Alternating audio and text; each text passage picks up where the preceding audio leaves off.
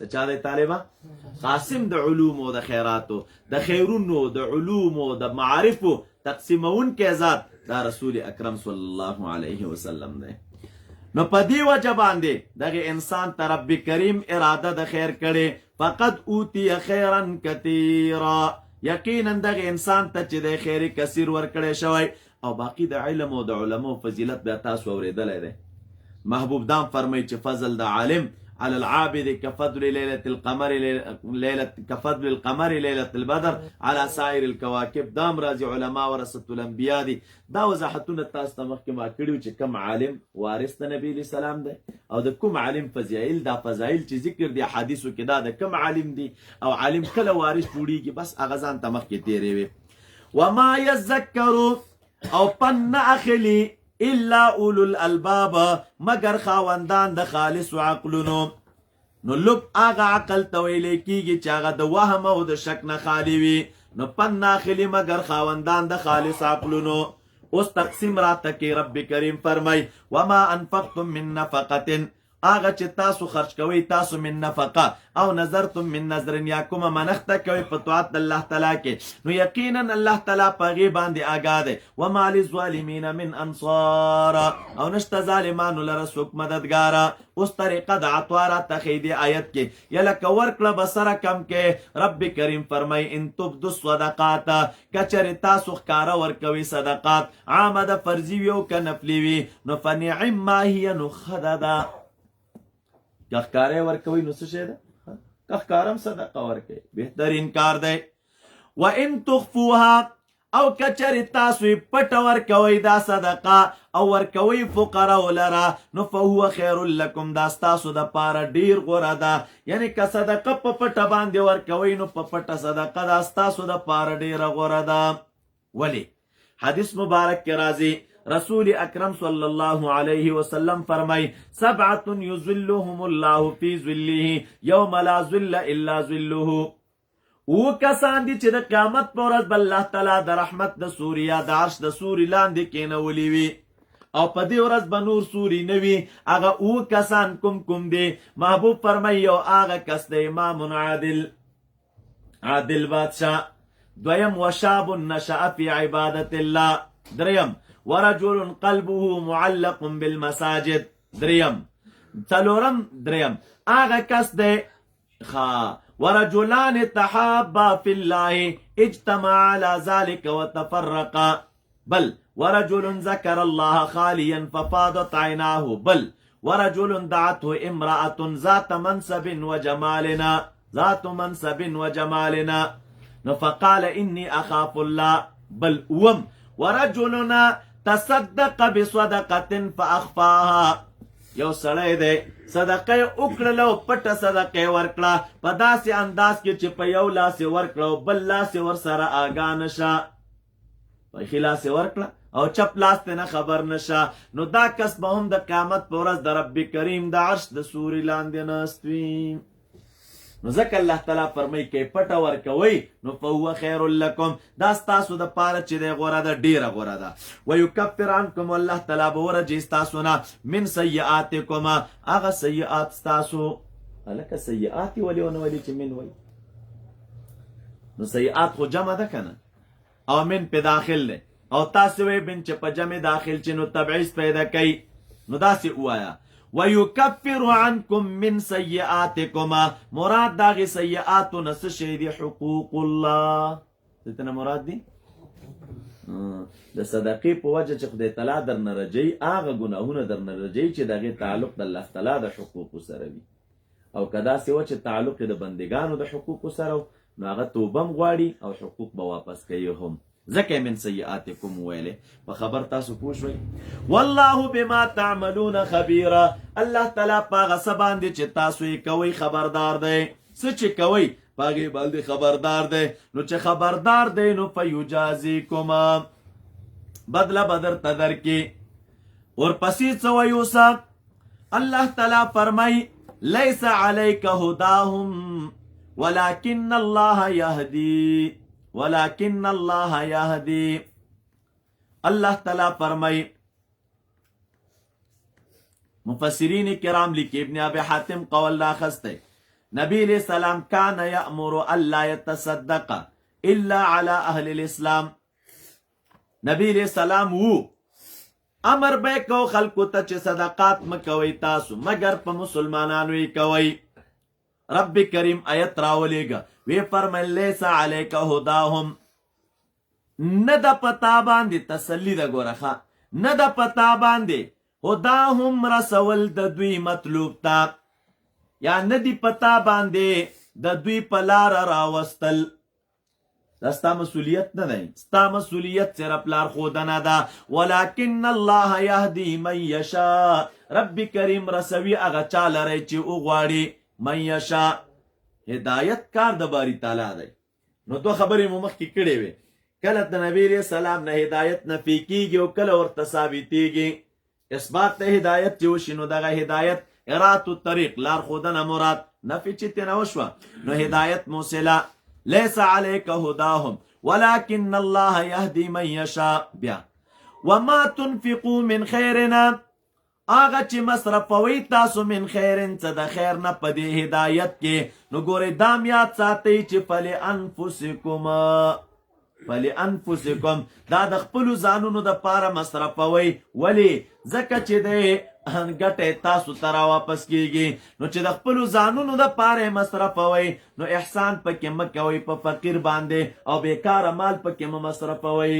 ګوره بیرته ستا خپل مال، نو بیکاره مال مه مصرفوه، ښه مال چې دی هغه مصرف کا. بیا وایي وما تنفقون الا ابتغاء وجه الله، وما تنفقون او نه خرج کوئ تاسو مگر د پاره د رضا د الله تعالی. وما تنفقو من خیر، هغه چې خرج کوئ تاسو کوم مال، څومره مال چې وي نو یوفى الیکم پوره پوره به درکړی شي تاسو ته بدله د هغې. وانتم لا تظلمون، او په تاسو باندې به ظلم ونه کړی شي، ظلم به در باندې ونه کړی شي.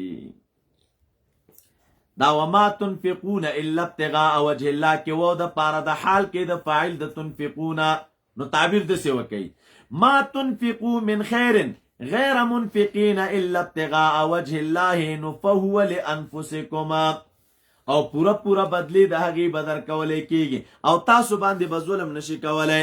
للفقراء الذین احصروا، اوس وی خرچه چاته ورکو، دا مال په چا مصرف کو؟ نو رب کریم فرمای للفقراء الذین، ورکی تاسو د مال لره هغه محتاجو ته، احصروا فی سبیل الله، چې د الله تعالی په لار کې بند کړی شوي دي. فی سبیل الله نه مراد تحصیل د علوم ظاهري او باطني او جهاد ټول ته نه مراد دي. هغه کسانو ته مالونه ورکئ چې بند کړی شوي وي په لار د الله تعالی کې. یا لکه یو سړی جهاد ته تللی دی ولته مصروف دی نو ګټه نشي کولی، مال په هغه مصرف کا. یا فی سبیل الله نه مراده علم هم دی، یو سړی تللی په طلب د علم کې مصروف دی، بند دی که نه، د مزدوري ته نه اوسګارېږي او مزدوري نشي کولی، نو دا خپل مال رب کریم وی په دوی باندې مصرف کی تاسو. لا یستطیعون ضربنا، چې طاقت نه لري دوی د مزدورۍ کولو فی الارض په ځمکه کې. دا معنا نه چې بالکل بې وسه دي نه، ولې جهاد کې مصروف دی، په دې معنا طاقت نه لري بل کار کې لګیا دی، طلب د علم د ظاهر او د باطن کې لګیا دی، په هغې کې مصروف دی. نو الله تعالی فرمای دوی خو لګیا دي، مصروف دي، خو یحسبوهم الجاهلو، ګمان کوي په دوی باندې هغه ناخبره سړی د حال د دوی نه، اغنیا د غنیانو، من التعفف د وجه د تعفف او د ترک سوال نه، او د وجه د چانه د تجمل ظاهری نه، یا د وجه د چانه د عدم سوال نه، یا د وجه د ځان د حرامو بچ کولو نه. څوک چې د دوی د حالت نه خبر نه وي او د دوی د ظاهري حالت ته ګوري، تعفف ته ګوري، د عدم سوال ته ګوري، دا ظاهري وجود او ډانچې ته ګوري، نو ګمان دا کوي چې دا لوی سرمایه دار دی، لوی سرمایه دار دی. خو رب کریم وایي خیسه خو داسې نه وي که نه. طالب ته وګوره، ښه واسکټ به یې اغوستی، ښې جامې به یې اغوستي، ښایسته سپین پاش پټګۍ به یې والی، قیمتي، او که دې ورته ویل چې 10 روپۍ مې په کار دی رایې که نو لسګون به یې په جب کې نه، او که بیرون نه ورته خلک ګوري د دې حال ته وي چې دا دغه دی کوم د وزیر زوی را روان دی. نو رب کریم فرمای چې لا یستخا یحسبهم الجاهلو، ګمان کوي په دوی باندې، مراد د جاهل نه دلته هغه ناخبره د حالت د دوی نه.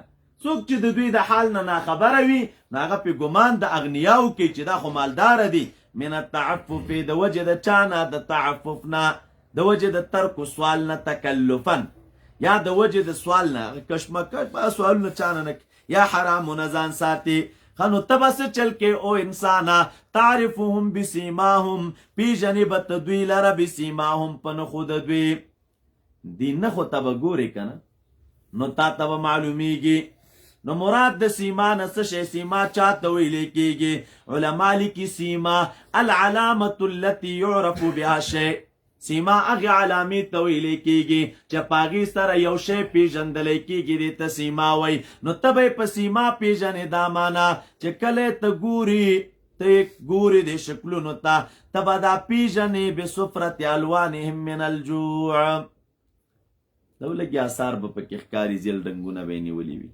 کله به لباس ته ګورې لباس به کمزوري وي وروست لباس به وي نو ته به یې پېژنې بسیماهم یا به عاجزي پکې وي آثار د فقر به پکې ښکاري یا به تجمل کوي لا یسألون الناس الحافا سوال به نه کوي دوی د خلکو نه الحافا په کشمکش سره یعنی لم یکنا نه به وي د دوی د طرف نه سوال اول خو به سوال نه کوي نه به وي لم یکن منه سوالنا فلیکن الحافنا د دوی د طرفه به سوال نه چې هغه کشمکش ته مفضي شي یا لا یسألون الناس الحافنا الحاف دې ته وایي ان یلازم المسؤول منه حتی یعطیه چې څوک د چا پسې وي تر دې پورې چې یو شی ورته ورکړي لکه د بازار کې ځینې سوالګري هم لیدلي وي که بس درته ودرېږي چې تر څو یې درنه اخیستې نه وي نو پرېږدي دې نه نو دوی به د خلکو نه سوالونه نه کوي په کشمکش سره یا علما لیکي مراد ته نه بې ضرورته سوالونه به نه کوي اوس ترغیب د الله تعالی فرمای وما تنفقوا من خیر هغه چې مصرفوئ تاسو من خیر فان الله به علیم یقینا الله تعالی په هغې باندې علیم دی خبردار دی ور باندې نو چې خبردار دی نو ورکي مالونه د الله تعالی په لار کې مال خپل مصرف کوي اوس رب کریم فرمای الذین ينفقون اموالهما وقت انفاق ذکر کوي مسله د انفاق روانه ده کله مال مصرف کوم نو وخت معلوم نه دی بس مال مصرفوه رب کریم فرمای هغه کسان چې مصرفوي مالونه خپل د شپې هم او د ورځې هم په ښکاره هم او په پټه هم د دوی دپاره اجر د عمل د دوی د عند ربهم خوف هم په دوی باندې نه وي ولا هم یحزنون څوک وایي آیت د عبدالرحمن د عثمان رضی الله عنه باره کې نازل دی څوک وایي آیت د علي رضی الله عنه باره کې نازل دی څه چلې وکړه 4 درهم ورسره وه یوې د شپې مصرف کوي یو د ورځې یو ښکاره او یو پټ رب کریم آیتونه راولېږل هغه کسان چې مالونه مصرفوي باللیل والنهار سرا وعلانیه فلهم اجرهم عند ربهم ولا خوف عليهم ولا هم يحزنون اوس راځه ورپسې یوه مسله بله تطبیق د آیت د مخکې سره په دې طریقه باندې وکړه په دې طریقه لکه څنګه چې صدقه خاص نه ده په کامل سړو پورې همدقسې صدقه ګوره خاص نه ده په کامل د اوقاتو پورې هم چې کوم وخت کې صدقه ورکوي نو د الله تعالی په درګاه کې اجر لري دې ځای نه اخواته دریم باب دی تر 203 آیته پورې په دې کې اولا زجر او تخویف دی اصحابو د ربا لره هغه چې مستحلینو د ربا څوک ربا حلاله ګڼي د هغې دپاره چې د زجر او زورنه ده او بل به دا راته ذکر کړي چې سود ګوره سبب د منع د انفاق او د فساد دی سودخور سړی مالونه نه مصرفوي دا به په 215 کې راته ذکر کړي بشارت له اصحاب الزکات ته 278 کې بیا منع د زجر د اهل الایمان لره من الربا 228 کې او 9 کې ترغیب د مساهلت ته مع المدیونه ګوره چا باندې د قرضونو اسانتیا ورسره وکړه دا به راته ذکر کې په مع تخویف 280 281 کې آیت د مداینت به راته راوړي 282 کې د پاره د چالې بیان تعظیم آداب به راته راوړي لدفع التفرق والفساد بکتابة المعاملات واملاء صاحب الحق بغیر خیانة والاشهاد بالحق واختقوا في الفساد او دا به 203 کې راته ذکر کی او دغه رنګ امانت وقت عدم خوف الفساد وهذه المعاملات للانفاق والجهاد فی سبیل الله. مناسبت هم څرګند دی. دا څومره انفاق او خرچه او مصرفونه چې کیږي نو دا د څه شي دپاره کیږي؟ دپاره د انفاق او د جهاد فی سبیل الله. الله تعالی فرمای الذین یاکلون الربا، هغه کسان ربط د آیت د مخکې سره دې ته علما ربط تضاد وایي. څه وایي ورته؟ ربط تضاد. مخکې د منفقینو مسله ذکر شوله، اوس د ربا او د سود مسله راته ذکر کوي. هغه کسان یاکلون الربا چې اخلي سود لره. اخلي چا لره؟ تنها د خوراک تعبیر ونه کوي. که تنها د خوراک تعبیر کوي نو بیا به معنا دا شي هغه کسان چې سود خوري، نو معنا دا ده چې دا وعید به متوجه هغه چاتی چې په هغه شیانو کې سود کوي چې کوم د قبیلې د مطعوماتو او د خوراکونو نه وي، او که په نورو شیانو کې سودونه کوي نو بیا پروا نه کوي. نه، وعید ټولو ته شامل دی. الذین یاکلون الربا، اکل دلته په معنا د اخذ سره. هغه کسان چې اخلي الربا سود لره، یو یا اخلي مالونه علی وجه الربا په طریقې د سوده او به حلالم گنی. الله تعالی فرمای لا یقومون، نبا پاسی دوی د قبرونو نه الا کما یقوم الذی الا مگر آغا کما یقوم الذی لک پاسیږي چې هغه کس یتخبط شیطانو چې ګډوډ کړی وي دلاره شیطانو پیریانو من المس د وجه د ننوتلو نه. د وجه د چا نه؟ بس معنا ننوتل، یعنی پچا کې چې شیطان او پیریان نه نوزي. خلک کوئی پلانې پیریانې شو، پیریانې نو پیریانې سړي حرکات درست نه وي کنه، موزون نه وي، ګډوډ وي، طالبه ناسته ولاړه خبرې هر څه سیستم یې ګډوډ وي. نو سودخور انسان به په قبر نه په ورځ د قیامت باندې چې راپورته کیږي نو هغه به په داسې حالت کې راپورته کیږي. دا یو تعبیر. دویم تعبیر تراشی. الله تعالی فرمای الذین اغا کسان چې اخلی سود لرا اخلی سود لرا لا یقومون ژوند به نه تیروي دوی په دنیا کې الا کما یقوم الذی مگر پشان د هغه چې را پشان ته ده ژوند تیرولو د هغه کسه یتخبطو شیطانو چې ګډوډ کړی وي دلره شیطان من المس د وجه د ننوتلو نه. دا سره کم چې پیریانې ګډوډ وي کنه، حرکات غیر موزون وي، نو همدقسې رب کریم فرمایي سودخور انسان چې په دنیا کې ژوند تیروي نو هغه طریقه د ژوند تیرولو هم دغه یي. تاسو ورشئ سودخورو ته، هېڅ سکون نه لري، آرام نه لري، اطمینان نه لري، ډاډ نه لري، خفګانونه او لانجې او جنګونه بس د خدای په قهر باندې اخته سره د دې نه چې ډېر مال به ګټي. ژوند د داسې وي لکه په شان د لیونو، ژوند د داسې وي لکه په شان د پیریانانو. او حدیث مبارک کې دا راغلی، رسول د دې ځای نه دا معلومیږي، یو مسله معلومیږي، هغه دا ده ګوره پیریان په انسان باندې تسلط کوی شي، پیریان د انسان وجود ته ننوتلی شي. په خلکو پیریان راځي که نه؟ دا راځي، پیریان ننوځي، د انسان وجود ته ځي، انسان باندې غلبه کوي، ګډوډوي یې، آیت ور باندې دلیل دی. دا وي نارینهو باندې هم راځي او په زنانو هم راځي. خو دا یاد کړي طالبه ځان سره چې په زنانو کې 99% زنانه په دې لین کې چې اخته دي نو هغه دروغ وایي، او 1% زنانه په کې څه شی وایي رښتیا. په دې زنانو کې دا 1% زنانه رښتیا وایي او 99 دروغ وایي. کله یې خواښې سره کور کې طبیعت نه لګېږي بس پیریان راغله، کله میړه نه خپوي صاحبه پیریان راغله، کله لیور نه خپوي پیریان راغلل، کله کور کې پیکار ډېر وي پیریان راغلل، کله میړه ګټه کوي او دا نور لیورونه وغیره چې دي دا ګټه نه کوي، کور کې همداسې پراته وي نو بس د میړه بېلتون ته زړه شوی نو پیریان راغله. لنډه دا ورکې کوي چې دا څومره لانجې په دې ښځو کې پرتې دي په دې باب باندې. نو والله عالم په سلو کې به 1% رښتیا وي او دا 99% پکې څه شی وي طالبه؟ دا پکې دروغ وایي. دا پاخه دروغ وایي پکې. نو څه وایي؟ تعویزګر خو میله ګرمه ده که نه، هغوی ته خو خدای هم دغه چانس ورکوي نو چې کور کې درته سهار هم لیونی ښځه، ماښام هم لیونی، شپې هم لیونی، بچی هم پاتې صاحبه، ټول سیستم د کور دی ګډوډي. او تعویزګر ملا صاحب ته بچی دغه بوځي ښځه نو که 10,000 نه درنه غواړي او که 15,000 غواړي او که 20,000 ورکوي به په غم اخته چې ور یې نه کې د کور ټول سیستم دی ګډوډ دی. نو بس هغې ته به دې ځای کې میله راګرمه وي. نو کیسه دا ډېرې عجیبې عجیبې واقعې دي، خو تاسو کله تعویزګرو سره کښېنئ پوښتنه ترې وکړئ. هر تعویزګر سره چې کېناستې ورته څه نوادر راته بیان کړه د دې باب نو چې درته قصې وکړي عقل به هم حیران کي طالبه. نو راځئ ورپسې. نو دا معلومیږي چې پیریان شته او تسلطم کې د انسان په وجوده. ذلك بأنهم قالوا انما البيع مثل الربا واحل الله البيع وحرم الربا. ذلك رب کریم فرمای دا عقاب دا عذاب چې ما دوی ته مقرر کړی دی دا مې په وجه د دې مقرر کړی چې دا خلک چې وو دوی به ویل بأنهم قالوا انما البيع یقینا بیع په مثل د ربا ده. دا خو سره یو شی دی که نه. معنا دا وه چې دا سود حلال ګڼه نو چې سود حلال ګڼه په دې وجه باندې رب کریم وی دا سخت عذاب ما دوی ته مقرر کړی دی. طالبانو چې سود حلال ګڼه خو په دې خو بیا کافر شو.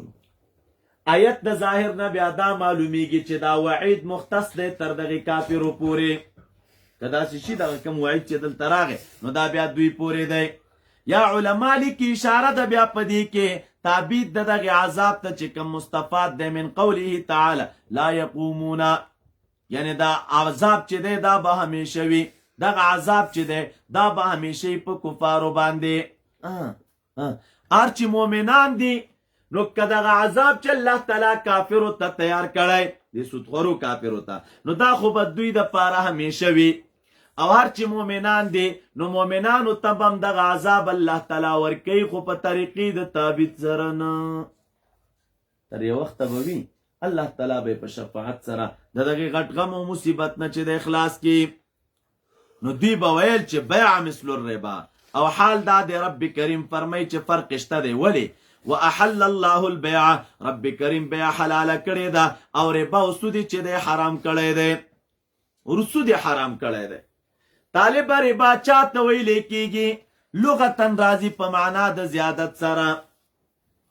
ربا لغتن په معنا د زیادت سره راځي او دې طرف ته اصطلاح کې سود چاته ویلې کېږي او ربا وی په اصطلاح کې ربا عبارت ده د دغې زیادت مخصوصه نه، خاص نوع زیادت په دې کې چې دی طالبه دې زیادت ته چې دی سود ویلې کېږي.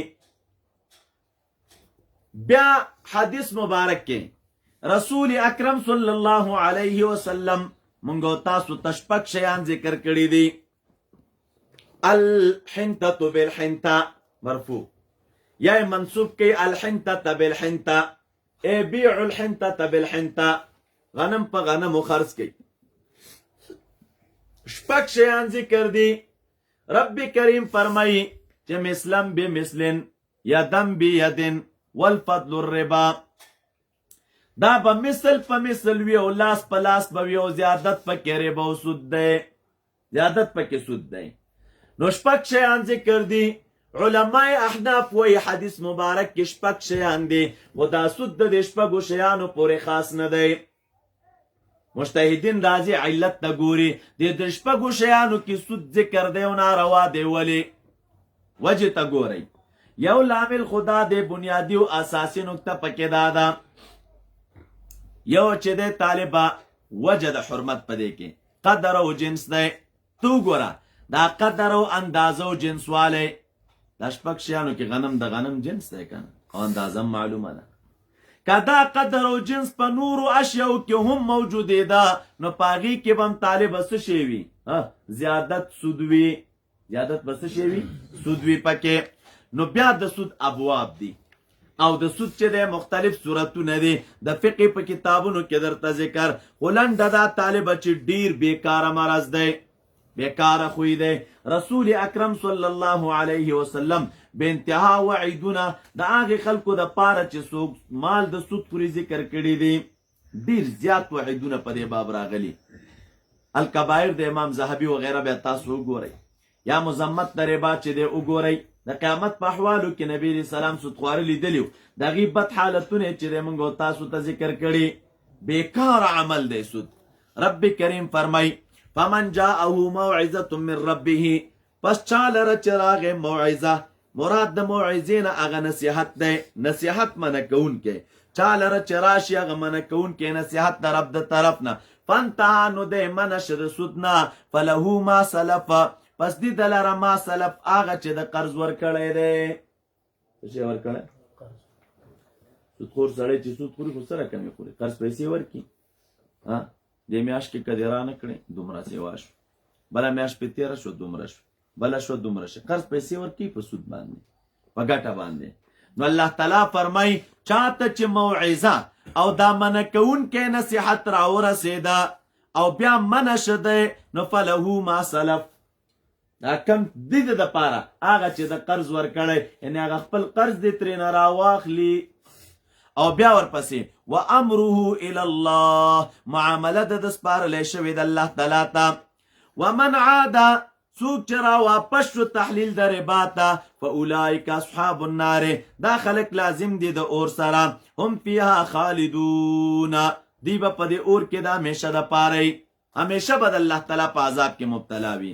یمحق الله الربا، کموي الله تعالی مال د ربا، یعنی یمحق محق قرانول بوتلل بے برکته کول، دلته مراد نه بے برکتی ده. یمحق الله الربا، کموي الله تعالی مال د سود یعنی بے برکته کوي. ويربي الصدقات، او سوا کوي مال د صدقاتو، مال د صدقو کې زیادت راولي. ورته یوربي راغلی دا ماده په زیادت دلالت کوي، نو سوا کوي الله تعالی مال د چا د صدقاتو. مال د صدقاتو ولی سوا کوي؟ ځکه دا نتیجه د ایمان ده. والله لا يحب كل كفار اسیم، الله تعالی محبت نه کوي او نه خوښوي هر کفار کفر کوونکی په تحلیل د ربا سره او اسیم ګناهګار انسان په کولو د ربا سره. یو کوونکی د ربا دی او یو طالب څه شی دی؟ حلال ګڼونکی د ربا دی. نو حلال ګڼونکی د ربا کافر او کوونکی د ربا چې دی ګناهګار. نو رب کریم چې دی نه خوښوي دی لره، دا نه خوښوي. اوس څه وایي راته؟ او دې نه وروستو انشاءالله د بیع اقسام راځي. دا که موږ تاسو وګورو پاس تېره شول، ګوره هلته بیعه راغله. احل الله البیع وحرم الربا، طالب بیع چاته ویلی کېږي؟ لغتا راځي په معنا د مبادلې سره، مبادلة المال بالمال. ارکان د بیع شرائط تاسو ویلي، اقسام د بیع مو ویلي دي د فقه کتابونو کې. لنډه دا بیع څلور قسمه ده. یو بیع مطلقه ده، دې ته ویلی شي بیع العین بالنقد، بیع مطلقه، بیع د عین د شي په نقدو پیسو سره. د دې دپاره بیا شرایط دي. یو شرط چې دی وجود المبیع، وجود د مبیعی دی، او تعین دی په وخت د عقد کې بتعین الکیل والوزن والعدد. که د مکیلاتو د قبیلې نه کیل به معین کې ده، که موزوناتو د قبیلې نه وزن به معین کې، که د عددیاتو د قبیلې نه لکه مثلا هګۍ دا خلک په شمار خرڅوي که نه، نو د هغې به هم تعین کوي. دویمه چې دی طالب بیع مقیده ده. بیع مقیده بیع د عین ده په عین سره، په دې کې سمن مبیعه ګرځي او مبیعه سمن ګرځي. دریم بیع الصرف ده. بیع الصرف چاته وایي؟ بیع النقد بالنقد، صرافي چې ورته وایي، نقد پیسې په نقد ورکول. نو دې کې شرط یو تعین دی او بل شرط د وجود د دې دواړو دی، او بل شرط پکې قبض دی. قبض هم پکې شرط دی، د دواړو وجود هم شرط دی پکې، او دغه رنګې تعین هم شرط دی. څلورم بیع السلم ده. بیع السلم بیع د نقد ده بالعین، په چا سره؟ نقد، بیع النقد بالعین، بیع د نقد ده په چا سره؟ په عین سره. نو دې دپاره بیا شرایط دي. یو د هغې شرایطونه تعین د مسلم فیه دی، او بل تعین د نوعی دی. کوم شی؟ هغه به دغه یادی، غنم یادی، جوار یادی. تعین د نوعی به کې، بل تعین د قدر دی، اندازه به م یادی څومره. هلک اوس خو پیسې در کومه، خو دا ته چې ما ته غنم راکې نو څومره به وي؟ یو سره کم غنم به وي، دوه. تعین د مودې کله به راکې؟ درې. او دغه رنګې چې دی بل علما لیکي تعین د مکان هم د امام سے مبارک وای، صاحبین وای تعین د مکان پکې شرط نه دی. تعین د مکان دا معنا چې ته کله دا غنم ما ته راسپارې نو کوم ځای کې به یې راسپارې، دې ته بیع السلام وایي. د فقه کتابونو کې مو د هغې دپاره امثال ویلي دي. اوس راځئ، ان الذین آمنوا، یقینا هغه کسان آمنوا وعملوا الصالحات واقاموا الصلاة وآتوا الزکاة لهم اجرهم، دوی لره اجر د اعمالو د دوی د عند ربهم، نه به خوف په دوی باندې او نه به دوی غمجن وي. ای د ایمان ولو ویریږي د الله تعالی نه، وزرو پرېږدئ تاسو ما بقیه، هغه چې باقي د من الربا، ما بقي من الربا د ایمان والو د الله تعالی نه ویریږئ وذرو ما بقیا اترکو بقایا ما شرطتم علی الناس من الربا خلکو باندې مو چې کوم سود شرط کړی و کنه نو هغه تاسو پرېږدئ ان کنتم مؤمنین کچرې تاسو ایمان په خدای تعالی لرئ نو دا تقاضا د ایمان ده یا ان په معنا د اس سره کېداسې تعبیر وکړئ وذرو ما بقی من الربا اذ کنتم مؤمنین که تاسو ایمان لرونکي یاستئ نو دا کار مه کوئ. اوس رب کریم سخت وعید او سخت زورنه ذکر کوي سودخور انسان لره. الله تعالی فرمای فإن لم تفعلوا کچری دا کار مو اونکه من نشوي د سودنا نو پوشی فانفاذنوا فعلموا بحرب په یو لوی جنگ من الله د الله تعالی د طرفنا ورسوله او دغه د پیغمبر د طرفنا. حربن کې تنویر ده او تنوین ده د پاره د تعظیم. نو تاسو ته د الله تعالی او دغه د پیغمبر د طرفنا د یو لوی جنگ اعلان ده او د الله تعالی او دغه د پیغمبر د جنگ وس او توان څوک نه لري. دا مخلوق دی چې الله تعالی ورته د خپل جنگ اعلان کړی سودخور انسان ښه او طالب یو چې دی هغه کس دی چې د الله تعالی د اولیاء سره د الله تعالی د وجې دشمني کوي. نو د اولیاء دښمن چې دی هغه تم د الله تعالی د جنگ اعلان دی من عاد لی ولینا فقد آذنته بالحرب فقد آذنته بالحرب د رب کریم د جنگ اعلان دی ورته. اوس وی وَإِن تُبْتُمْ کچر تاسی توبو باسی دې کار نه منع شئ فلکم رؤوس اموالکما نو تاسو لره سرونه د مال تاسو دي. څه شی دي؟ سرونه ده دې ته څه وایي راس المال څه ورته ویلی کي یعنې کوم چې د خپل مال سر مو دی نو هغه ستاسو شه او سود نه پسې ورتېر شئ. لا تظلمونه ظلم مه کوئ تاسو په طلب د زیادت سره یعنې تاسو د چا نه زائد شی مه غواړئ. ولا تظلمون او ظلم به نشي کولی په تاسو باندې په چا سره په نقص د راس المال سره. تاسو د چا سره سودي معامله وه نو تاسې به هم ظلم مه کوئ په تاسو به هم ظلم نه کیږي. تاسو ظلم مه کوئ دا معنا چې زیات ترې نه وغواړئ د خپل سر نه ډېرې او په تاسو به ظلم نشي کولی چې د هغې سر په پیسو کې هم درته کمی وکړي. نو لا تظلمون ولا تاسو ظلم مه کوئ په خلکو او په تاسو به هم ظلم نشي کولی. وین کان اوس کچرې و دا کس ذو عسرتنا خاوند د تنګستیا خاوند د چاو تنګستیا والو غریب سره لاس کې څه شی ونه دا قرض پیسې ورکړي و دی تنګ دسته وه او دا قانون دی طالبه سود ته چې خلک غاړه ږدي نو اکثره د مجبورۍ د وجې نه ږدي. اوس که یو مسلمان چا ته قرض ورکولی او دغه احتیاج دی تا ته وایي پیسې راک او ته ورته پیسې ورکړي نو خدای ولی دی چې سود کوي خو هغه ضرورتمند دی خو چې دی غاړه ږدي سود ته نو خو ګیر دی ته ورته وایي زر در کوم او 1200 به راکوې بلکل واخله خو بس پیسې راته راکړه.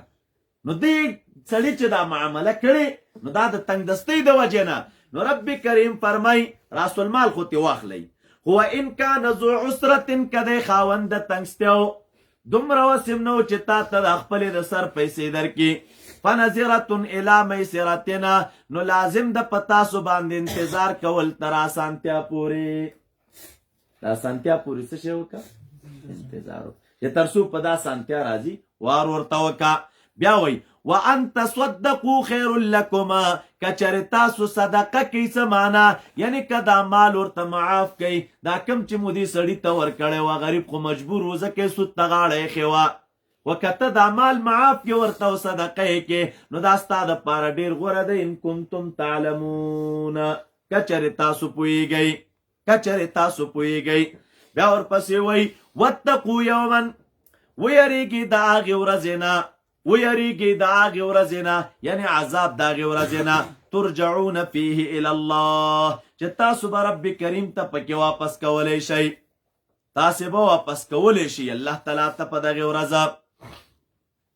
بیا به پوره ورکړی شي هر یو نفس ته هغه څه چې د په دنیا کې کړي وهم لا یظلمون او په دوی باندې به ظلم نشي کولی. یا ایها الذین آمنوا اذا تداینتم بدین طالبه دا قرآن کریم کې لوی آیت دی او د ډیرو علومو د مسلو د پاره جامع آیت دی ډیر مسائل پکې راغونډ دي. تاسو راځئ الله تعالی فرمای اے د ایمان والو اذا تداینتم چې کله تاسو معامله د دین کوي، یعنی کورنۍ کې د قرض معامله کوي بدینن الى اجل مسمنا، تر یوې نیټې معلومې پورې خپل منځ کې معامله کوي، کورنۍ کې د قرض معامله کوي تداین، نو فکتبوه ولیکئ تاسو دې لره، ولیکئ تاسو دې لره. دا فکتبوه امر چې راغلی مفسرین لیکي دا امر ارشادي دی، ولیکئ تاسو دې لره. او دې ځای کې بیا علماء لیکلي دي هذه الآیة آخر ما نزل اتفاقا، د قرآن کریم په آیتونو کې چې آخرنی آیت اتفاقا نازل شوی نو هغه هم دا دی. نو یو دا چې کله تاسو خپل منځ کې معامله کوئ نو دا ولیکئ سره. دویم ته ګوره ولیکتب بینکم کاتب بالعدل، لیکل دی وکړي په منځ تاسو کې یو لیکونکی په انصاف سره، یو لیکونکی دی لیکل وکړي په انصاف سره. نو ولیکتب بینکم کاتب مسله د علم د کتابت هم ترېنه را معلومه شوله، یو لیکونکی دی لیکل وکړي په انصاف. بل ولا یأبه کاتبنا، اوس مسئولیت د کاتب ښیي، و کاتب په طرف احسان کړی دی، علم یې در ښودلی دی، کتابت یې در زده کړی دی. نو ولا یأبه انکار دی نه کوي کاتب لیکونکی ان یکتب د لیکلو نه کما علمه الله، لکه څنګه چې رب کریم دته ښودنه کړې ده. نو معلومیږي تېنه دا خبره چې دا کتابت هم هغه علم دی چې رب کریم دته ښودلی دی، دته یې ښودلی دی. نو دې دې دا لیکل وکړي. نو فلیکتب لیکل دی وکړي بلا زیادت و نقصان، دې بلا زیادت او بلا نقصان لیکل وکړي، کمې زیاتې دې پکې نه کوي. بل وليملل الذي عليه الحق، او بیان دی وکړي هغه کس چې په چا باندې حق دی، حق نه مراد قرض دی دلته، چې هغه مدیون دی، هغه دی بیان وکړي، د خپل جریان دی ووایي ورته، کاتب دی کینی او دا جریان دی لیکي. بلې ته ګوره ولیتق الله، ودی یریږي د رب خپلنا، ولا یبخس او نه دی کموي، یعنی دا مملل او کاتب دی د الله تعالی نه ویریږي، ولا یبخس او نه دی کموي منه د دغه حق نه چې په ده باندې دی شیئا هېڅ یو شی، کوم حق چې په ده دی نو د هغې نه دی هېڅ یو شی نه کمی. بلې ته ګوره فإن كان الذي عليه الحق، مسله د نیابت راته ذکر کې اوسه، کچرې و هغه کس چې په چا باندې حق دی چې هغه مدیون دی، دا مدیون سفیهو بیعقلو او ضعیفا یا کمزوری و، معشوم لیکلی نشوی کوی یا کمزوری او املا نشوی کوی، او لا یستطیع یا طاقت نه لرو د دې خبرې ایو مله چې بیان وکړي، څه معنی یعنی چاړه او ګونګی و، ضعیف هم نه و، سفیه او بیا قلم نه و، قوس او توانې د دې نه لرو د چې بیان وکړي او کاتب د ده دا خبره ولیکي. نو فلیملل ولیه، نو املال دی وکړي، بیان دی وکړي وارث د بالعدل په انصاف سره، بلا زیادت و نقصان. دا معنی ښه وارث د مدیون یا ولی د مال. بله مسله راته ذکر کوي د نیابت د مسلې نه بعد، واستشهدوا شهیدین من رجالکم، مسله د گواهی راته هم ذکر کوي، دا بیل باب د فقاهت دی. ګوره واستشهدوا شهیدین من رجالکم، گواهان دی طلب کړئ، دو گواهان و من رجالکم، څه معنی اطلبوا ان یشهد المداینه، طلب کی تاسو چې حاضر شي چا لره مداینت لرو د معاملې ته دو کسان من رجالکم د سړو ستاسو نه، نارینه او آزاده، نارینه او آزاده داسې کسان راولئ. شهیدین من رجالکم، اوس که داسې پیښه وشوه که چېرته دا نارینه ګواهان نه وه، فإن لم یکونا رجلین، یعنی که چېرته نه و دوه سړي، یعنی آسان نشوه حاضري د دې دواړو، نو بیا څه چل وکئ فرجل و امرأتان، نو بیا دې ګواهي وکړي یو سړی او دوه ښځې، یو سړی او دوه ښځې. نو معلومیږي دا چې اصل په گواهی کې نارینه دي، خو که چېرته نارینه نه نو بیا به یو سړی او دوه ښځې وي، دوی به چې دی په دې مسله کې گواهي کوي. وجه څه ده؟ دا د یو دوه ښځو گواهی د یو سړي د گواهی سره ولې برابره ده؟ الله تعالی فرمایي ان تضل احداهما، وجه دا ذکر کوي ښځو کې اکثرا نسیان غالب وي، دا ور باندې هیر ور باندې راځي، یو خبره وکړي یو شی به کور کېږي ته به ورته ورکړې چې دا وساته، بس ټوله ورځ به ګرځي، صاحبه کله به د کوټې یو کونج ته ځي، کله به بل کونج ته ځي، دا اوس مې دلته چېرته کېښوده نور رانه هیر دی، نسیان پې غالب وي. نو رب کریم فرمای که چېرې هیره شي یو د دې دواړو نه، نو یا د به کې یو د دې نه الاخرا بلې ته، که د یوې نه هېره شي نو بله به ور یادې کړي. خبره به ورته چې قصه داسې وه. ولا یأبه الشهداء، اوس مسؤلیت د گواهانو ذکر کوي، انکار دې نه کوي گواهان اذا ما دعو چې کله دوی را وبللی شي حکامو ته. ولا تسأموا، سستی مه کوئ تاسو، ان تکتبوه چې ولیکئ د معاملې لره صغیرا وړوي او کلوی وي الی اجله تر خپلې نیټې پورې. دا سستی مه کوئ، ویې لیکئ، ولې ځکه دې کې ډېر خیر دی. ذلکم اقسط عند الله واقوم للشهاده، دا د انصاف خبره ده عند الله او اقوم ده للشهادت. وادنا الله ترتابو، زیاد نږدې ده دې ته چې تاسو په شک کې نشئ. دا معاملې قرضي چې وشي سبا شکونه او لانجې پکې جوړي، نو که تا صفا لیکلي او ګواهان موجود نو قصه ختمه ده. بیا رب کریم فرمای دا کارونه خو وکئ، خو هغه دوران کې چې کله معامله د دین وي. اوس که معامله د دین نه وه الا ان تکونه، مګر دا چې وي تجارت حاضرتن حاضر تدیرونها بینکم، چې اړوئ را اړوئ تاسو دې لره په منځ خپل کې، یعنی لاس په لاس وي. شوي طالبه لاس په لاس وي نو بیا پروا نه کوي. تدیرونها بینکم، نو فلیس علیکم، نشته په تاسو باندې ګناه چې به یې ونه لیکئ. که لاس په لاس سودا و نو د دې لیکلو ته بیا ضرورت نشته دی. واشهدوا اذا تبایعتم، او گواهان مقرر کی تاسو چې کله خرڅول کوي تاسو بالاجل او په نیټې. ولا یضار، ضرر دې نشي رسولی کاتب ته په کتابت او نه ګواه ته. وان تفعلوا، کچرې وکئ تاسو دا فعل د اضرار، فانه، نو یقینا دا کار فسوق ګناه ده، بکم لاحق د ستاسو پورې، یا معصیت د ستاسو د طرف نه. ویریږئ د الله تعالی نه، الله تعالی ښودنه کوي تاسو ته، او الله تعالی په هر یو څیز باندې عالم دی، هر یو څیز باندې عالم دی. اخره کې اوس راته وایي ان کنتم علی سفرن، کچرې تاسو په سفر باندې وای. د دې څه معنی؟ دې آیت کې ډېر مسایل دي طالبه، تاسو که تفسیرونه پسې وګورئ نو بسته علوم پکې راسپړدلي دي مخکینی آیت کې، آیت مداینت کې. اوس رب کریم فرمای وان کنتم علی سفرن، کچرې تاسو په سفر باندې وای. دا سفرن قید طالب احترازی نه دی ښه. الله تعالی فرمای وان کنتم کچریوی تاسو په سفر باندې مسافرین وای، ولم تجدوا کاتبا، او کاتب مو اونه مونتا، سمونه مونتا، نو بیا فریحان مقبوضه، نو بیا فریحانونا گاڼه بی رهن مقبوضتن اخذ کلی شوی. کچرت تاسو په سفر باندې وای او کاتب مو موندنه که چې دا معامله ستاسو په منځ کې ولیکي، نو بس تاسو که یو شی اخلئ نو د هغې په بدله کې د دې کس نه مدیون نه څه شی ګاڼه واخلئ. خو دا ځان سره یاد کا، د دې به دا معنا نه که په سفر کې وي او دغه قصه وه، او که په حضر کې وي بیا به دا نه وي.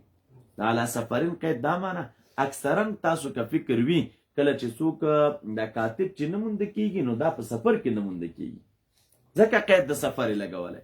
او که چېرته سفر نه مو په کور کې وي، کلی کې وي، وطن کې وي، او کاتب دې موندنه کوي او چا سره معامله کوي، نو بیا څه شی دی؟ فریحان مقبوضتون، فریحان مقبوضتون. طالب رهن چاته ویلی کېږي؟ علما لیکي رهن لغتن راځي په معنا د حبس الشی، لکه قرآن کریم کې راځي کل نفس بما کسبت رهینه، کل نفس بما کسبت. شریعت کې چې دی رهن چاته ویلی کېږي؟ علما لیکي دا شریعت کې رهن چې دی جعل اسما لما یحبس بحق یمکن استیفاؤه منه. په شریعت کې رهن نوم ګرځولی شوی دی د هغه څیز دپاره چې هغه بندولی شي د یو حق په بدله کې، خو چې ممکنه وي استیفا او پوره کول د حق د دغې شي نه، ممکنه وي پوره کول د حق د چا نه. هلکه مثلا تا چاته یو شی ورکړه، پیسې دې ورکړې، د هغې په بدله کې دې ورسره موټر کېښوده، اوس دې موټر ته مرهونه وایي، څه ورته ویلی کېږي؟ او دا تا چې دا ګاڼه ورکړه دې کس ته تا تراهن وایي، هغه کس ته چې دی مرتهن ویلی کېږي، تراهن یې. اوس دې د مرهونې دا کار چې کم تاسو وکړه نو دې کار تاسو تراهن وایي، رهن ګاڼه. اوس دا رهن چې دی نوم دی د هغې شي دپاره چې هغه بندولی شي په داسې یو حق کې چې ممکن وي استیفا د دغې حق د ده نه. دا معنا که سبا ستا وخت پوره شي، ټیم دی ایښی، پیسې راکه، نوې در سره، نو موټر دی ولاړ دی ورسره که هغه سړی د خپلې پیسې ستا د موټر نه طلب کوی شي، پوره کوی شي. دې ته چې دی ګاڼه ویلی کېږي. ګاڼه شرعاً روا ده طالبه. محبوب چې وفات شو هم نو د نبی علیہ السلام زغره مبارکه د 10 سواعو په بدله کې د یو یهودي سره ګاڼه وه. د 10 سواعو په بدله کې ګاڼه جایز ده. دا بعضې خلک پوښتنه کوي څوک ګاڼه وایي څوک ګروي وایي که نه، خبره یوه ده. ګاڼه او ګروي سره یو شی ده. وی لکه ګروي روا ده که ناروا، نو ملا ګرم شوي ګروي ناروا ده یا ګاڼه ناروا ده. نه، ګروي روا ده، ځکه دلیل دی ور باندې رب کریم خپله د ګروۍ تربیت راکوي موږ او تاسو، د ګروۍ تعلیم راکوي، د ګاڼې تعلیم راکوي. روا خو ګروي شوه، ناروا په ګروۍ او په ګاڼه کې څه شی ده؟ نو هغه ځان ته مسله ده چې تا د چا سره یو شی کېښوده، نو دغه شي ته مرهونه ویلی کېږي. نو انتفاع بالمرهون جایز دی او که ناجایز، نو مسله دغه ده. داسې تعبیر مه کوه چې ګروي روا ده او که ناروا. ګروي روا ده، انتفاع د مرهون نه ناروا ده. دا کم شی چې تا چا سره په ګټه باندې یخی دی، ګاڼه کې یخی، نو هغه شي نه به دی ګټه نه اخلي. نو ملا صاحب نو پیدا څه شی شوه چې ته ورسره مال دی او ګاڼه ورسره ږدي چې هغه ترې ګټه نه اخلي، نو پیدا څه شی ده؟ علما لیکي دا کم یو شی چې ګاڼه یې ښودلی کېږي په دې کې بل غرض نه وي ما سوا د چا نه د توثیق او د اعتماد نه. یو سړي درنه پیسې وغوښتلې، ته ورته پیسې در کوم، خلک اعتبار کې نشته. یاره دا اوس ونه تښتي سبا منکر نشي، سل قیسې دي که نه، نو څه به کوو؟ نو بس ګاڼه ترې واخله، د دې دپاره چې ته په دې سره د خپلې پیسې بیرته زر راوړې، لاس ته یې راوړې. نو د دې دپاره په دې ګاڼه کې کوم بل مقصد نشته دی ما سوا د چا نه د اعتماد نه، خلاص دقه غرض دی پکې. نو ته ترې نورې پیدې نشي اخیستلی چې تا سره یو شی ګاڼه یې کېده او ته لګې پیدې ترې نه اخلې. فإن امنه که چرته اعتبار وکړي بعضې ستاسو نه په بعضو نورو باندې، څه معنی؟ اعتماد وکړي، یعنی پیسې درکړي درته او ګاڼه او ګرو شی درنه وانخلي، اعتماد وکړي. نو فلیؤدي الذي، نو ادا دي کړي هغه کس اؤتمنه، څه شی دی ادا کړي؟ امانت او قرض خپل، او دې یریږي د الله تعالی نه چې رب د ده دی، او نه دې پټوي شهادت لره عند الحکام. او چا چې دا شهادت پټ کا فانه یقینا ګناهګار دی زړه د ده. والله الله تعالی چې دی بما تعملون علیم، په هغه څه باندې چې تاسو یې کوئ علیم دی. من جملته کتمان الشهاده، په هر څیز باندې عالم دی، او د هغې د جملې نه د شهادت پټول هم دی، دا د گواهی پټول هم دی، په دې باندې هم رب کریم علیم او آګاه دی.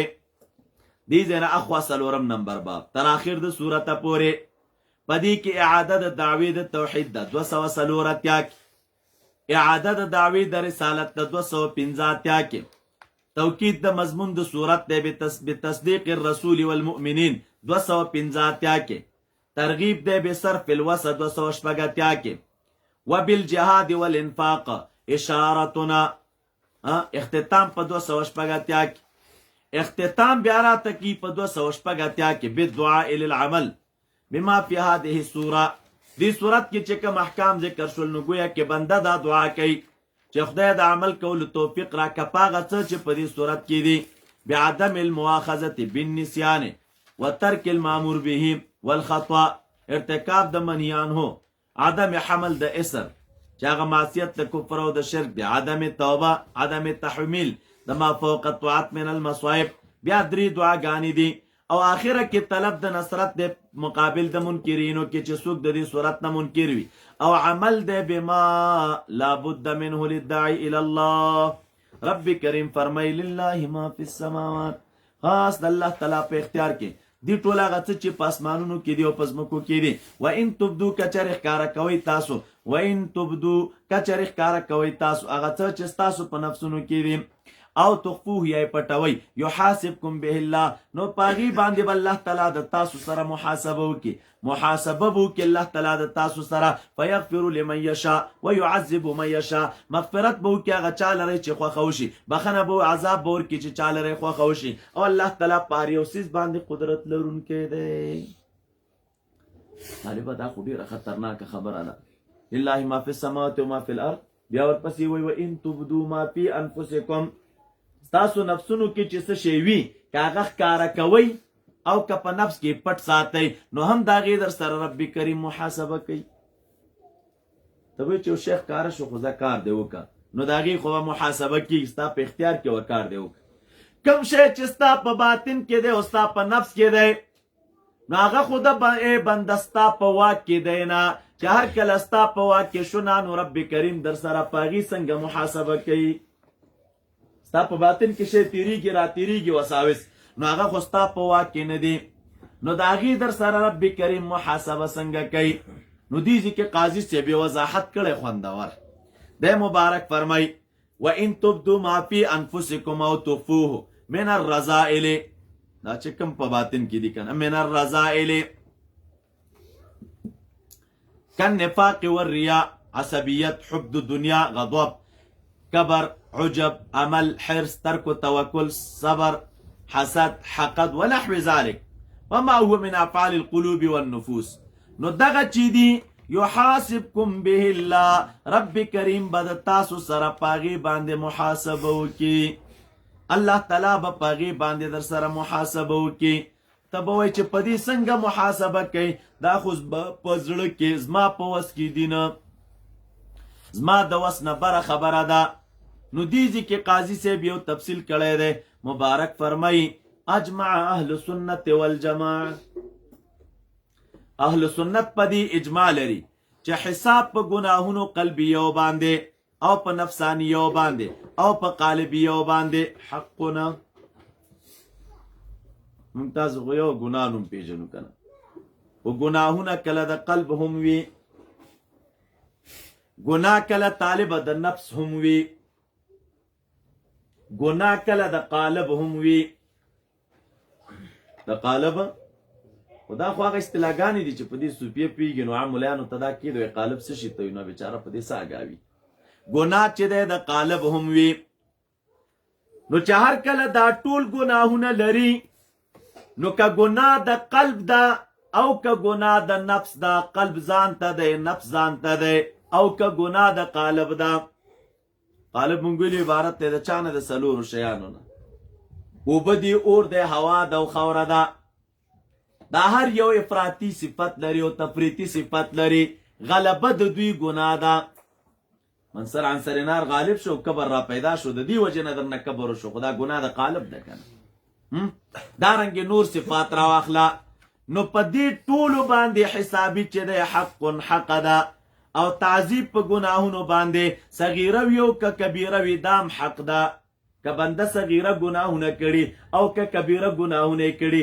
په دې باندې هم عذاب حق دی خدا ځان سره یاد که چې لیس بواجبنا د عذاب په دې اشیاء باندې واجب نه دی بل فی مشیت الله د الله تعالی په مشیت کې دی که یې خوښه درکوي نو در به یې کي او که یې خوښه نه درکو نو به یې درکي درته اوس چې هر کله مسله داسې شوه چې حساب او کتاب په دوی باندې حق دی یو څه به د انسان په باطن کې وي او انسان به د هغې نه آګاه نه وي نو دی به څه چل کوي نو ځینو سره رب حساب کوي ځینو سره یې نه کوي مبارک بیا فرمایي یو فصل یې ښی وایي د انسانانو کې ځینې انسانان دي چې جنت ته به بغیر حسابه داخلیږي دوی سره محاسبه نشته هغه چا سره چې حساب نشته هغه څوک دي مبارک فرمایي ابو امامه رضی الله عنه حدیث را نقلی نبی علیہ السلام نه مې وی اورېدلی دي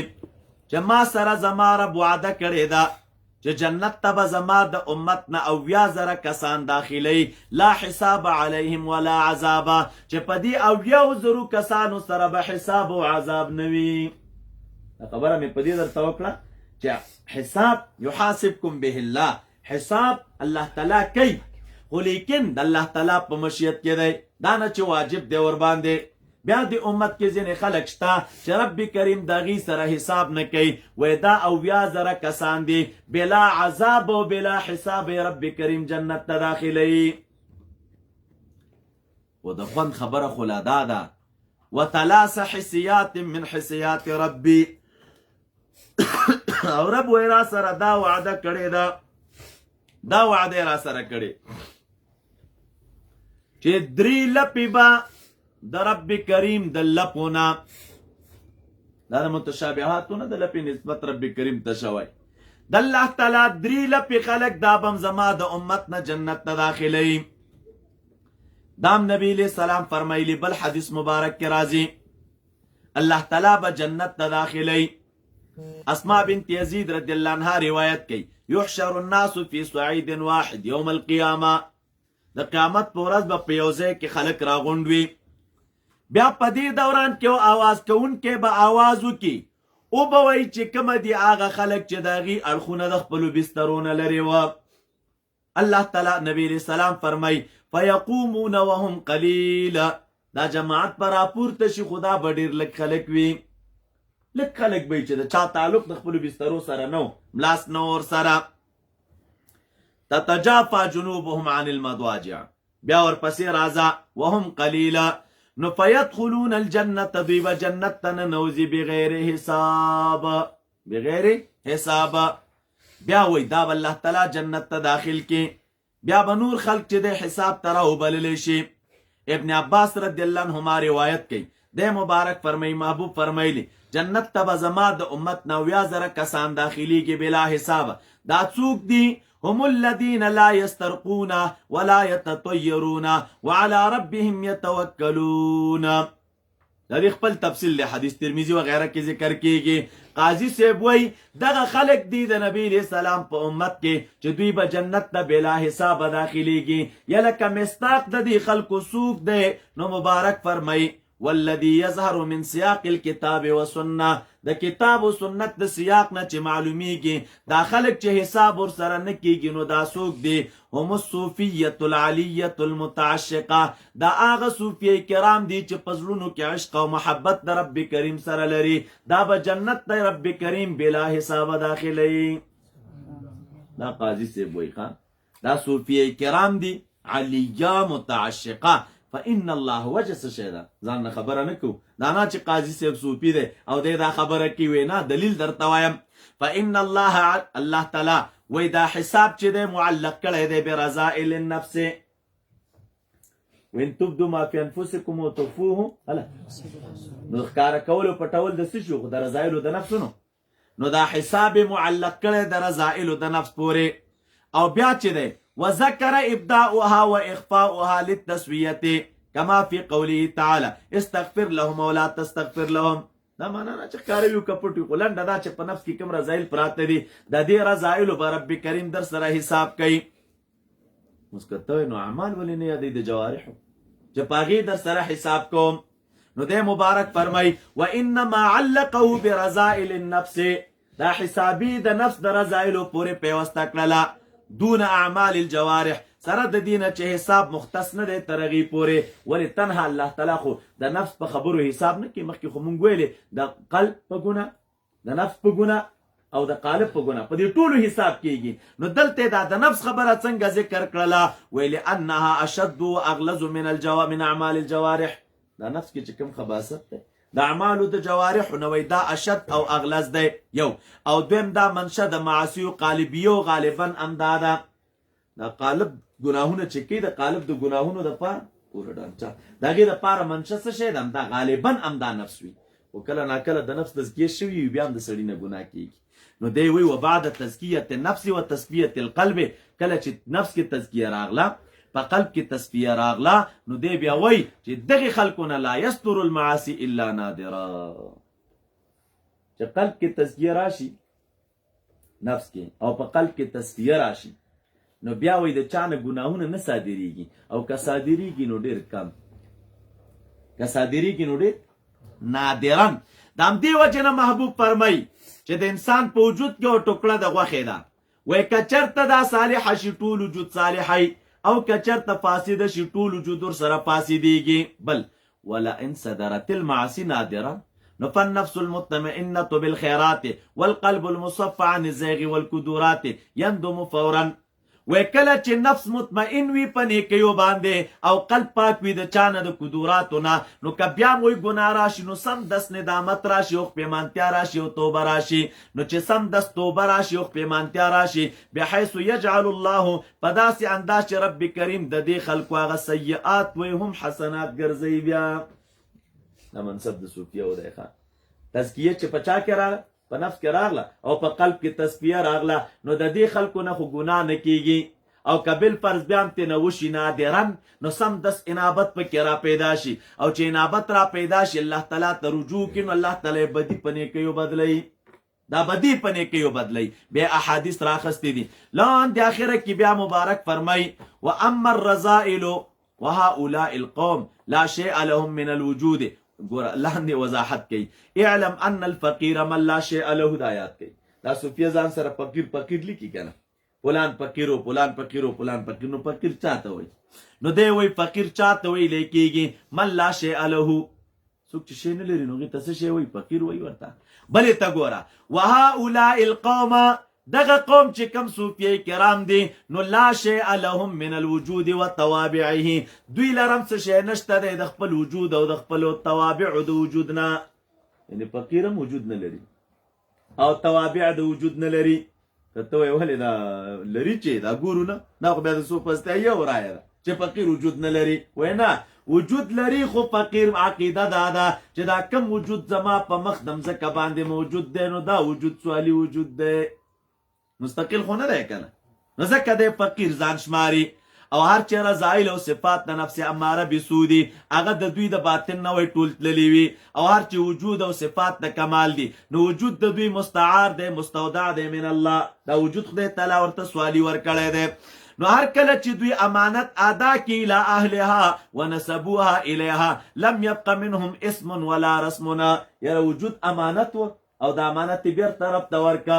نو چې امانت بیر طرف ته ورکا او تامه تسلیمي پکې راغله نو دوی ته کوم شی پاتې نشو وای دوی د خپل وجود سماري نه اسمه امانت پر دې وېستاره ورته نو دوی په دې دوران کې وجود پر وجود نشماري نو د دې وجه نه ده ولذلك لا ترى منهم وصوفي ته چې ګوري نو عجب او خود پسندي به پکې نخکاری چې زم سوکیم په ځان مینوي ولی نو خپل وجود سپارلی یو او دویم کبریا به پکې نه وینې لوی به پکې نه وینې دا وجه ده دریم په صوفي کې چې ته ګوري ولا شيئا من مقتضيات الالوهيه الباطله نعوذ بالله منها د الوهیت باطله چې کومه تقاضاوي دي چې په نفس کې پرتی دي او غوښتنې دي په صوفي کې به هغه نخکاری تام انقیاد به پکې وي او دې طرف ته ټول تام انقیاد به پکې وي تام انقیاد نو دی وجه نه وای صوفیه مراد اوس قانون ته ګوره د اویا زره کسان اولئک هم الصوفیه العلیه المتعشقه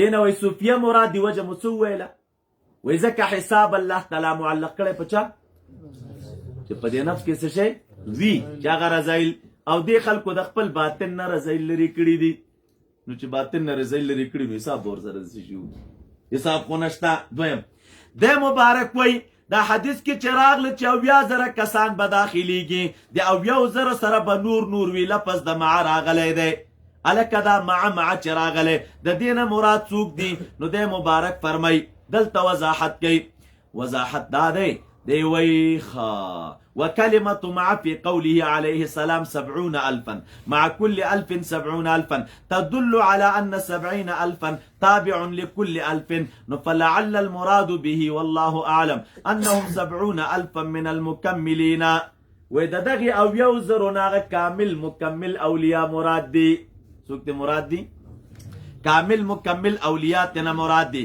بیاوی دی هر اویا وزرو سره بچی دی نور کاملین اولیاوی من العلماء الراسخین والصدیقین والاولیاء والصالحین معلومی کی قاضی سے بوی اولیاء دو قسم دی یو آغا اولیاء دی چی کامل مکمل دوانوی یو آغا اولیاء دی چی کاملین وی فقط دا جنت ته چې بلا حساب داخليږي وای دا هغه اولیاء دي چې کامل مکمل دوانه خپلم کامل دی او بلم کمال ته رسي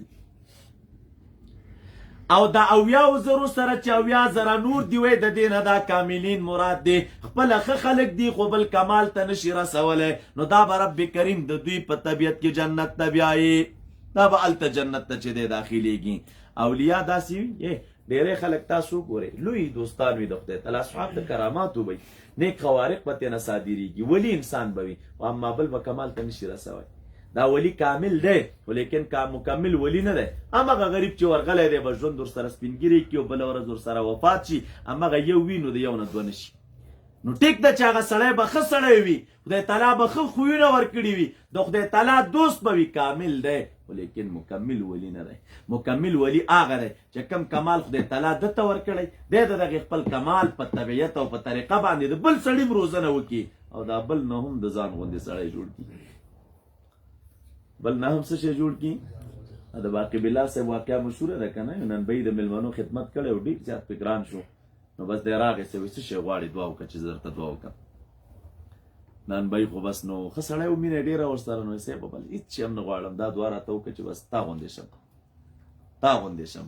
نو په دې کمال مو پوه نه و چې د باقي بالله صاحب غوندې کېدل دا خو ګران کار ځکه و چې د امام رباني رحمت الله علیه غوندې مرید یې لرو ده،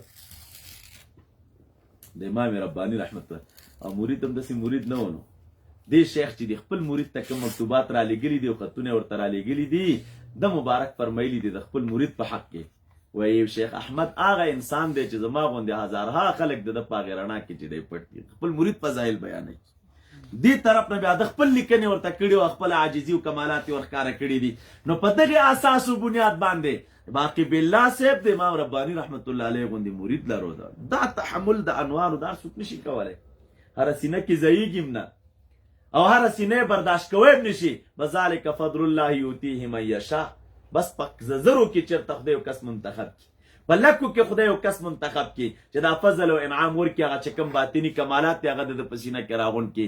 نن به یې ورته وایي چې بس تا غوندې شم. ګوره دا ګران کار دی، تحمل به یې ونه کړی شوی نه. کوټې ته ځان سره دننه کې کېنو، توجه یې ورته شروع کړله، توجه یې کوله. یو وخت دروازه یې خلاصه کړه، دواړه بیرون راووتل. بیرون چې کوم خلک ولاړ دي، وایي مونږ چې کتل نور په دې سور نه پوهېدلو چې په دې کې باقي بالله صاحب کوم یو دی او نانوایي کوم یو دی. رنګ د نانوایي او د باقي بالله صاحب هوب به هو سره یو شی و، خو دومره فرق مو کوی شو چې د باقي بالله صاحب مزل روغ و او نانوایي چې مزل کوو نو مزل موضوع نه و، نور خبره سره یوه وه. نو دا کاملین اولیاء دي، دا پیرنګونه هلته نه سولی، محض په هغې کتو سره د هغې خپلو مریدانو د متعلقینو رنګونه و چهرې و بس ټول یو شان کې ته وایي ټول د یوې کارخانې نه راباسلي دي. دا بل شی نه وي، دا کمال په دغې لین کې دی چې دا ولی کامل دی، خپل هم نیک انسان دی، مکمل دی، بلم کمال ته رسوي، بلم کمال ته رسوي. نو ممکن دا خلک تېنه مراد وي. او بیا لاندې وایي والذي بذلوا عمرهم في طاعة الله ما عدا المذكورين السابقين من العلماء المريدين المتشبثين بالأولياء والذين بذلوا أموالهم ابتغاء مرضات الله هؤلاء هم الذين أحبوهم وسلكوا سبيلهم ولم يبلغوا درجة الأولين. وی دا دغی منصب ته نه دي رسیدلی، نو د خدای په درګاه کې وی امید ساتو چې دا به خدای تعالی دغی د ملګرتیا د وجه نه جنت ته داخل کی، دا محبین به هم جنت ته داخل کی. خو چې د اویا زره جنت ته ننوځي بلا حساب او دغی او زرو سره بیا اویا زره، هغه وی دغه کامل مکمل مخلوق دی. نو اوس راځه، نو وَإِن تُبْدُوا مَا فِي أَنفُسِكُمْ أَوْ تُخْفُوهُ يُحَاسِبْكُم بِهِ اللَّهُ فَيَغْفِرُ لِمَن يَشَاءُ وَيُعَذِّبُ مَن يَشَاءُ وَاللَّهُ عَلَى كُلِّ شَيْءٍ قَدِيرٌ. دا حکم سخش رست رب کریم بل حکم ذکر کوي، لا يكلف الله نفسا الا وسعها. تا په باطن کې بس خبرې تیریږي را تیریږي، نو دا خو ګرانه ده طالبه چې په هغې در سره رب کریم مؤاخذه کوي. نو لاندې بیا فرمای لا یکلف الله نفسا الا وسعها. راځئ آمن الرسول بما انزل، دلیل پیش کوي کنه، یا ایمان لري رسول هغه چې نازل کړی شوی د من ربه والمؤمنون، تصدیق او باور رسول کړی بما انزل الیه من ربه والمؤمنون كل آمن بالله، د ټول په الله تعالی او دغه په ملائکو دغه په کتبو دغه په رسولانو ایمان او یقین لرله. لا نفرق یقولون ویدوی لا نفرق جدای نه کوو مونږ بین احد من رسله وقالوا ویدوی سمعنا واورد مونږ نه قبول قول ربنا واطعنا او اطاعت کو مونږ د امر در خپل غفرانک اله مونږ بخنه د مغفرت کو د تعالی ربنا ای رب زمونږ او تا ته زمونږ رجوع ده. لا یکلف الله تکلیف نه ورکوي الله تعالی، مراد دلته د تکلیف نه تکلیف شرعی دی، تکلیف نه ورکړي الله تعالی یو نفس ته مگر په اندازه د وسته هغه لها د دغې نفس لره هغه چې د کسب کړی دی او د په د باندې هغه چې د کسب کړی دی، یعنی بده بدله وزر او پیدا د کسب به ورکولی کېږي. او قولو اوی تاسو ربنا ای رب زمن لا تواخذنا مؤاخذه مه کوئ، تاسو ته مؤاخذه مه کوئ موږ سره، ان نسینا کچری هیر کو مونږ ما امرتنا او اخطأنا یا مو په خطا سره ګناه وکړله وې تاسو ای رب زمونږه ولا تحمل او مبوج کې په مونږ باندې اسره ناغه نهایت ثقل او دروند پیټي لکه څنګه چې د بار کړو پاغي کسانو چې زمونږ نمخ کېو ای رب زمونږ ما چوي په مونږ باندې ما لا طاقت لنا هغه چې طاقت نشته دی غیلره په مونږ د تکالیفونه عفو وکړه مونږ ته د مسخنه مغفرت وکړه مونږ ته پرده را باندې واچوه بخنه وکړه مونږ ته آینده د پاره د ګنانا مو اساته انت مولانا تخاص مددگار زمونږه فانصرنا علی القوم الكافرین کومک وکړه زمونږه په مقابل د قوم کافر کې اقوم کافر سوکو هم الذين ينكرون عن قوله الله لا اله الا هو ارترا معادک الاخره کې هغه خلک چې د دې وینا نه منکر دي نو دغه قوم په مقابل کې زمونږ کومک او امداد وکړه اللهم صل على محمد الحمد لله رب العالمين والصلاة والسلام على خير خلقه محمد وعلى آله وصحبه وأتباعه وأهل بيته وذريته أجمعين ربنا اغفر لنا ذنوبنا وكفر عنا سيئاتنا